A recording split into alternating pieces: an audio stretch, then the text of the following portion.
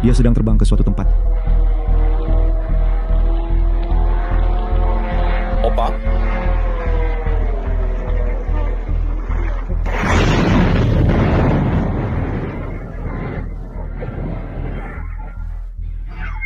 Itu adalah rumah tinggal.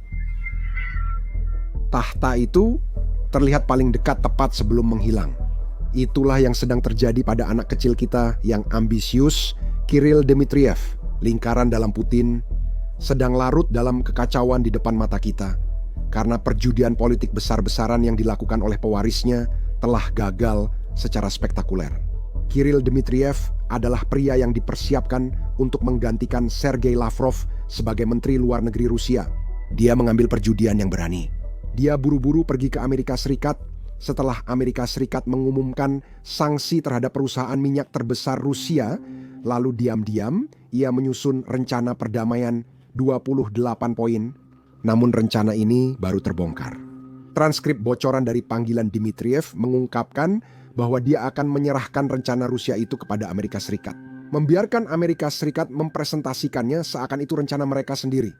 Kegagalan ini adalah hukuman mati secara politik karena Lavrov sekarang telah kembali dan dia membalas secara terbuka mengkritik Kirill Dmitriev. Lavrov membuktikan bahwa Anda tidak bisa bertahan selama 21 tahun di Kremlin tanpa memiliki 1 atau 2 trik di lengan baju Anda. Dan triknya sangat tepat waktu. Bocoran tandingan. Mari kita mulai dari awal. Pada Oktober seharusnya ada pertemuan Presiden Trump dan Vladimir Putin. Pertemuan ini bukan untuk perdamaian bagi Rusia, tapi agar negosiasi diperpanjang sehingga mereka dapat terus menyerang gedung apartemen di Ukraina. Nah, untuk mempersiapkan pertemuan ini, Menteri Luar Negeri Rusia Lavrov mengirimkan daftar tuntutan yang terlalu berlebihan bagi Amerika Serikat. Karena itu, Amerika Serikat membatalkan pertemuan dan mengumumkan sanksi pada 2 perusahaan minyak terbesar di Rusia. Inilah saat Sergei Lavrov tampaknya benar-benar melakukan kesalahan besar dan akan segera lengser. Dia ditarik dari konferensi tingkat tinggi G20 dan menghilang dari sorotan publik. Ini adalah kesempatan sempurna bagi Kirill. Inilah saat dia masuk cerita. 2 hari setelah sanksi dijatuhkan, dia datang ke Amerika Serikat dan memberikan 28 poin kepada Steve Witkoff. Seperti yang akan segera kita bahas, tujuan dari rencana perdamaian ini adalah untuk membingkainya sebagai rencana perdamaian Amerika Serikat yang diinginkan Amerika Serikat agar Ukraina menandatanganinya. Namun Kirill mulai agak tidak sabar. Dia percaya bahwa pihak Amerika Serikat bergerak terlalu lambat, jadi dia membocorkan rencana itu sendiri ke Axios. Lihatlah. Dmitriev membocorkan hal ini ke Axios, yang merupakan organisasi berita yang bersahabat dengan Gedung Putih. Dan sumber-sumber mereka, maksud saya Barack Ravitz. Salah satu sumber terbesarnya adalah Steve Witkoff, dan itu telah kasusnya. Ya, semua orang tahu itu kan, dan Kushner juga. Ya, jadi dia membocorkan hal ini dan semacam memberikan detailnya dan membuat semuanya tampak sangat seperti akan segera terjadi. Kenapa? Dia berusaha dan memaksakannya, ingin mewujudkan kesepakatan ini. Sekarang, ini adalah taruhan berani oleh Kirill, tapi hal tentang taruhan berani adalah mereka hanya dirayakan ketika berhasil. Jika mereka gagal, mereka menjadi senjata bagi musuh-musuhmu untuk digunakan melawanmu. Dan itulah yang sedang terjadi sekarang. Tapi untuk memahami ini, kita pertama-tama perlu memahami mengapa Kirill melakukan semua negosiasi perdamaian ini. Kamu tahu, Kirill itu orang kecil yang sangat ambisius. Dia sebenarnya menempuh pendidikan di sini, di Amerika Serikat, di Harvard, dan sekarang dia mengelola dana kekayaan negara Rusia. Itu adalah posisi yang sangat berpengaruh, tapi sayangnya itu belum cukup berpengaruh bagi Dmitriev.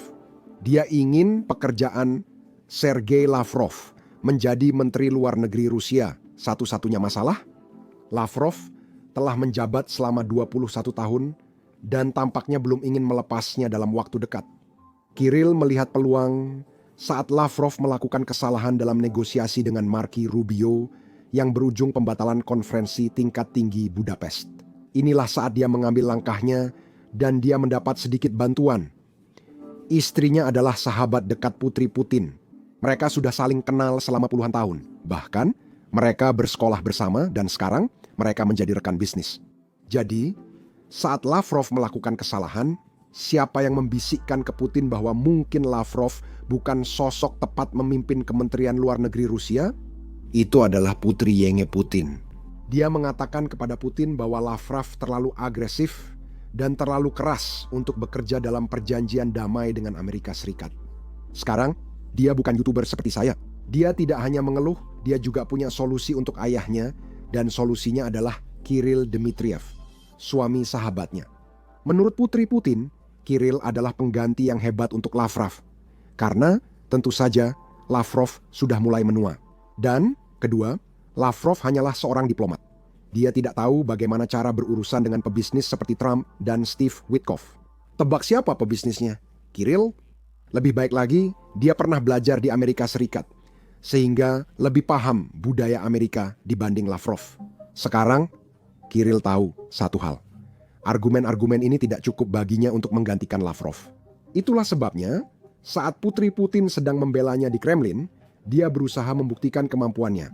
Itulah alasan dia ke Amerika Serikat demi mendorong 28 poin miliknya. Kirill percaya bahwa jika dia berhasil, tidak mungkin dia tidak mendapatkan promosi. Rencana yang sangat ambisius. Apakah kamu tidak setuju dengan itu? Yah, kamu tahu, masalah dengan ambisi tanpa perhitungan adalah jalan tercepat menuju bunuh diri politik. Dan itulah yang sedang terjadi. Kemarin, kami mendapat beberapa bocoran besar yang benar-benar menghancurkan rencana Kirill. Bocoran ini berasal dari percakapan Kirill dengan penasihat kebijakan luar negeri senior Putin, Yuri Yushakov. Sekarang Anda bisa melihat seluruh transkrip, namun saya ingin menyoroti bagian terpentingnya. Di sini kita punya Dmitri yang memberitahu penasihat Putin bahwa dia akan membuat dokumen ini dari posisinya, dari posisi Rusia, dan kemudian dia akan meneruskannya kepada pihak Amerika. Menjelaskan bahwa ini hanyalah tuntutan informal. Lalu dia akan membiarkan pihak Amerika menyajikannya seolah-olah ini adalah rencana mereka sendiri. Dia tidak berpikir Amerika Serikat akan langsung menerima versinya, tapi dia yakin bahwa versi akhir akan sedekat mungkin dengan versinya. Sekarang, seperti yang mungkin sudah kalian duga, dokumen yang dia bicarakan adalah 28 poin. Dia ingin dunia percaya bahwa bukan dia, tapi Amerika Serikat yang membuatnya. Tapi bocoran panggilan ini sekarang membongkar seluruh narasinya. Tapi pertanyaan utamanya adalah, siapa yang membocorkannya? Kita tahu itu bukan lembaga Amerika Serikat karena ada seorang pejabat Amerika Serikat, Steve Witkoff, yang juga terungkap dalam bocoran ini. Jadi itu pasti salah satu dari Eropa, mungkin Ukraina atau bahkan Rusia. Sekarang saya yakin itu Rusia, itu karena coba pikirkan siapa yang kita punya di dalam Rusia. Siapa yang tidak ingin Kirill berhasil dengan cara apapun? Karena jika Kirill berhasil, itu berarti orang ini akan kehilangan pekerjaannya. Kalau kamu bilang Sergei Lavrov, aku setuju. Itu alasannya kan? Ketika bocoran-bocoran ini muncul, Sergei juga memberikan komentar yang sangat terbuka. Dia mengecam orang yang membocorkan seluruh rencana perdamaian ke media Amerika. Dengarkan ini. Ya, kami memiliki pendekatan yang berbeda. Seperti yang saya katakan, kami memiliki pendekatan yang berbeda. Pendekatan seperti yang sudah saya Katakan.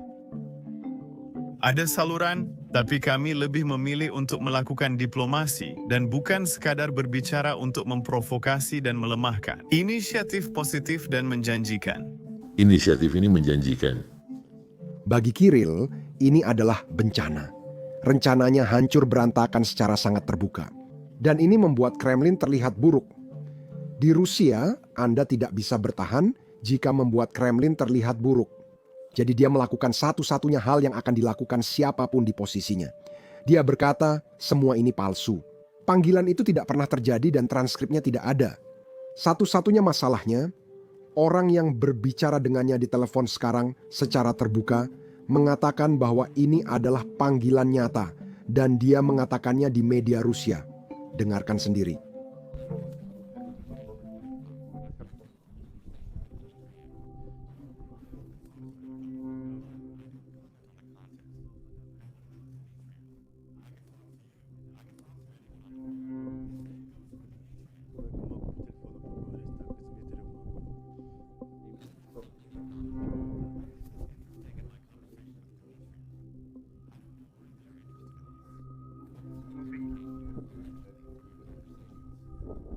Presiden Rusia menganggap ini dilakukan dan untuk apa tujuannya?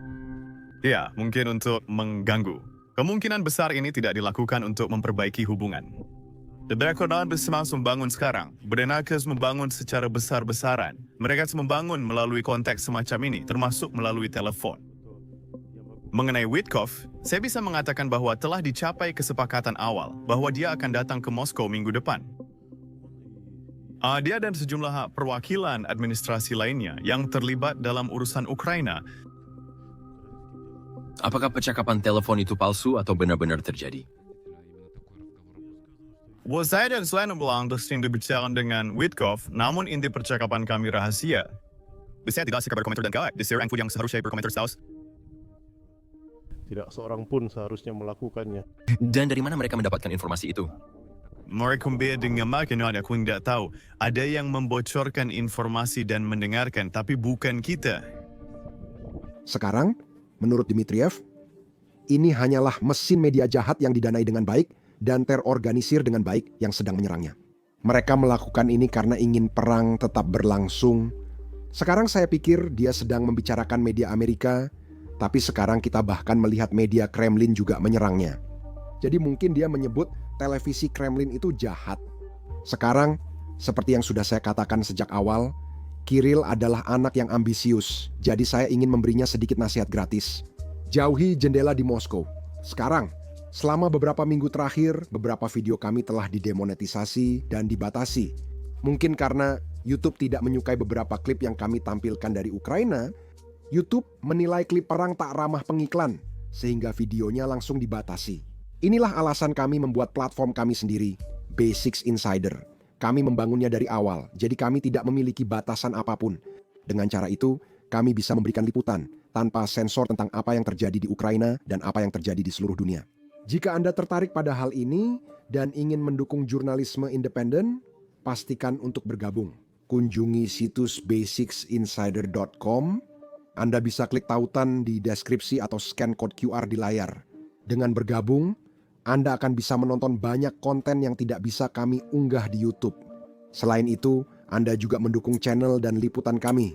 Terima kasih, saya Sam. Sampai jumpa di video berikutnya.